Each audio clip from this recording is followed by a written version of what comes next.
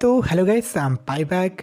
तो आज से हम बात करेंगे ब्लू लॉक के बारे में और आज हम बात करेंगे इसके एपिसोड 1 ड्रीम के बारे में। तो लेट्स बिगिन।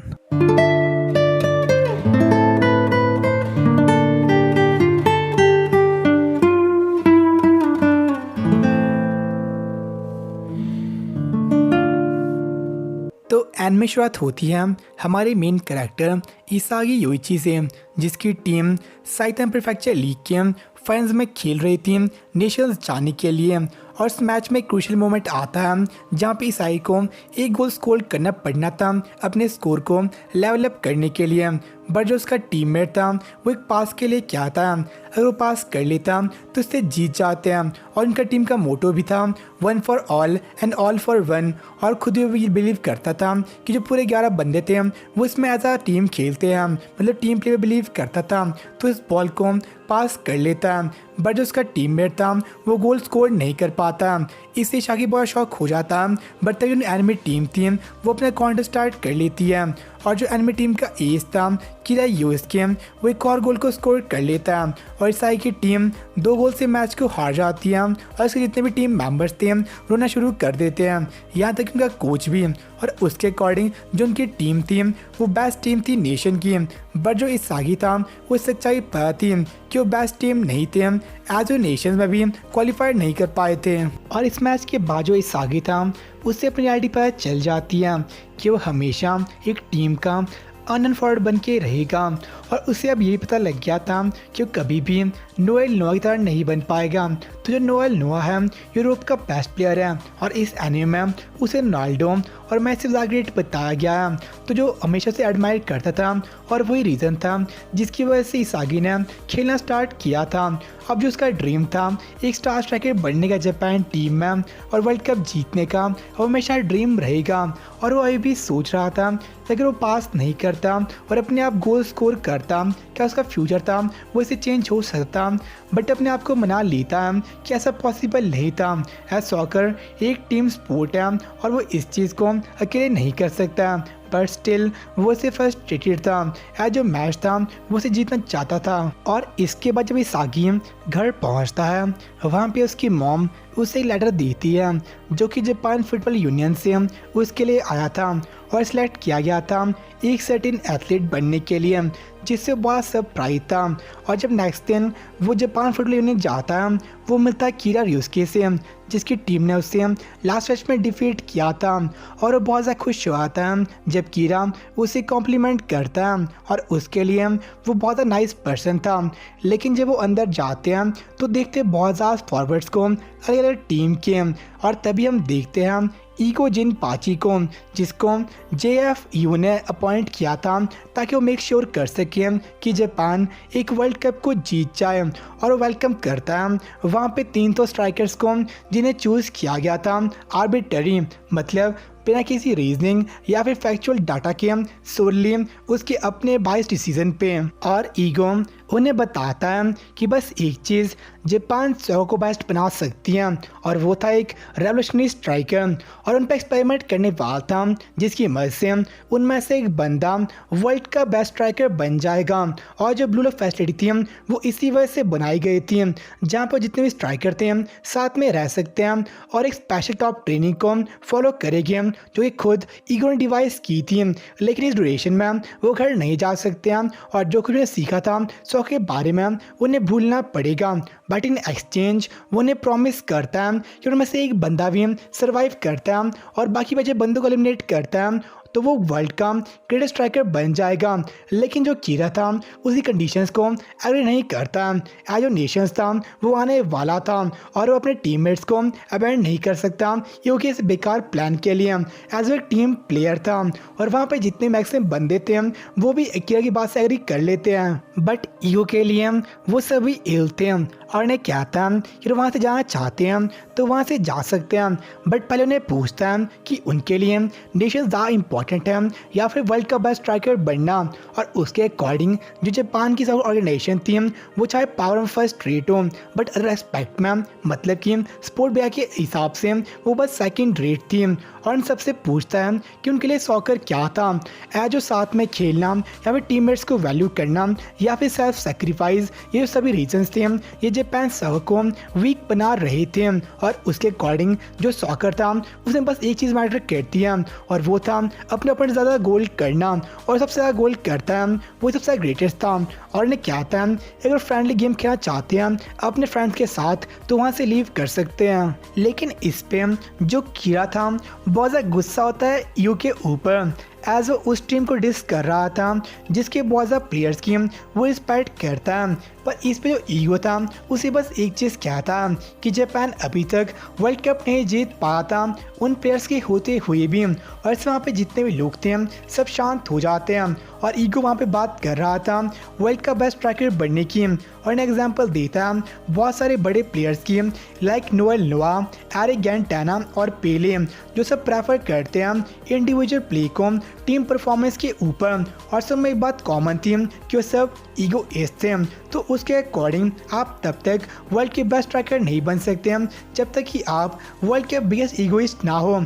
और वो वैसा ही पर्सन ब्लू लॉक में बनाना चाहता था और जो इसागी था उसे पता लग गया था कि जो कुछ भी कह रहा था वो गलत था। जो भी आदमी और आदमी को बीट करके बेस्ट स्ट्राइकर बनेगा वो एक सॉलिटरी हीरो होगा, मतलब कि वो चाहे टॉप पे भी हो पर वो अलोन होगा। लेकिन जो जितनी पुराने वेज थे उसे ईसाई को कोई रिजल्ट या फिर अचीवमेंट नहीं मिली थी। तो जो ईगो था उन्हें एग्जाम्पल देता एक सिनेरियो का जो कि वर्ल्ड कप में होगा और वहाँ पे जो एक फाइनल प्ले था उसे पूरा मैच डिसाइड करने को क्या था। और उनके पास एक ऑप्शन होगी अपने टीममेट को पास करने की जिससे वो मैच जीत सकते हैं। लेकिन जो एक इस सिचुएशन में जो ईगोइस्ट होगा वो अपने आप ही इस शॉट को लेगा बिना किसी हेजिटेशन के, और यही चीज़ उसे अलग करती नॉर्मल प्लेयर से। और जो पूरा सिनेरियो था ये बिल्कुल सेम था हमारे पहले मैच की जहाँ पे ईसाई खेल रहा था। और इस पर एक क्लियर थी कि सागी इतना ईगोइस्ट नहीं था अभी के लिए।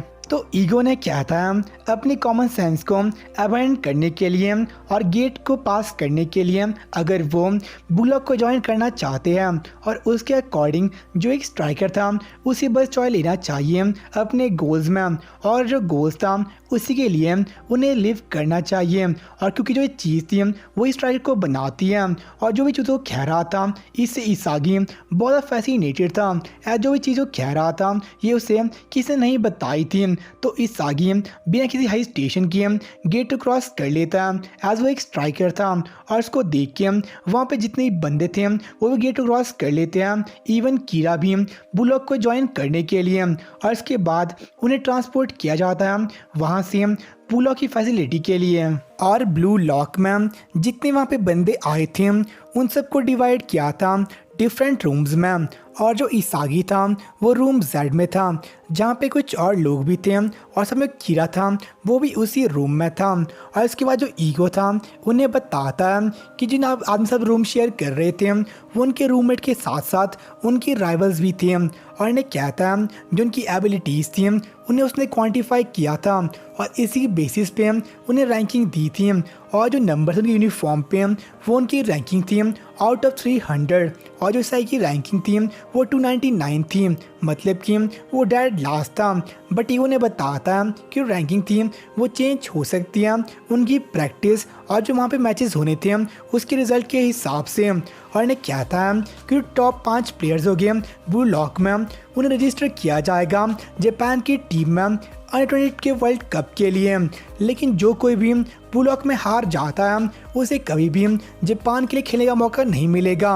और इसका उन्हें कहता है एक चीज़ कि उनकी ईगो थी उन्हें मेजर करने के लिए उन्हें कुछ टेस्ट करनी पड़ेगी। तो उनका पहला टेस्ट था गेम ऑफ टैग, और उनके पास 136 सेकंड्स थे इस गेम को खेलने के लिए।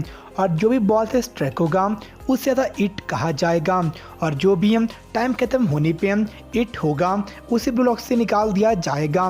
तो स्टार्टिंग में इगाराशी गुरीने 8 था, आज उसकी रैंकिंग थी वो 300 थी। और इगाराशी एक विलेज मॉन्क था जो अपनी लाइफ चेंज करने के लिए वहाँ पे आया था। और जैसा कि ईगो ने पहले बताया था कि जो भी ब्लॉक में हारेगा उसे कभी भी जापान के लिए खेलने का मौका नहीं मिलेगा।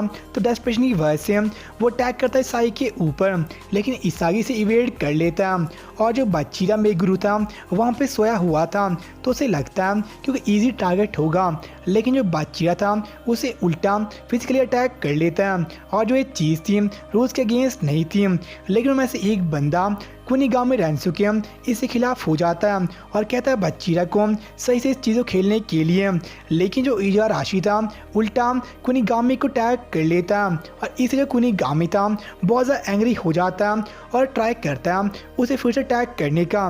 लेकिन जो इगाराशी था होल्ड करता है इसागी को, जिसके वजह से इसागी अब इट बन जाता है। तो बहुत डेस्परेट हो जाता है किसी को अटैक करने के लिए, नहीं उसका फ्यूचर था वहीं पे एंड हो जाएगा। लेकिन फिर भी वो किसी को टैग नहीं कर पाता है।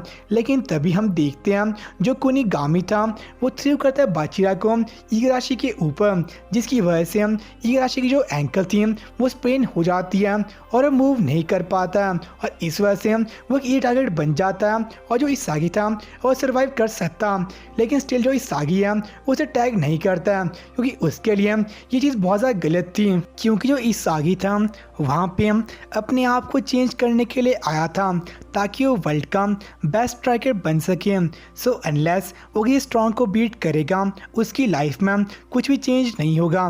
तो इसाई की डिटर्मिनेशन देख के जो बाचीरा था इसे मोटिवेट हो जाता है और जो बॉल था इसाई के ले लेता है एज वो भी इट बन जाता है। और वो चाहता जो रूम में सबसे स्ट्रॉन्गेस्ट गाय था उसे टैग करना, और वो चले आता है कीरा के पीछे, लेकिन कीरा को वो ईजिली टैग नहीं कर पाता। लेकिन लास्ट मोमेंट पे जो इसागी था वो टैग करता है कीरा को, तो कीरा आउट हो जाता है।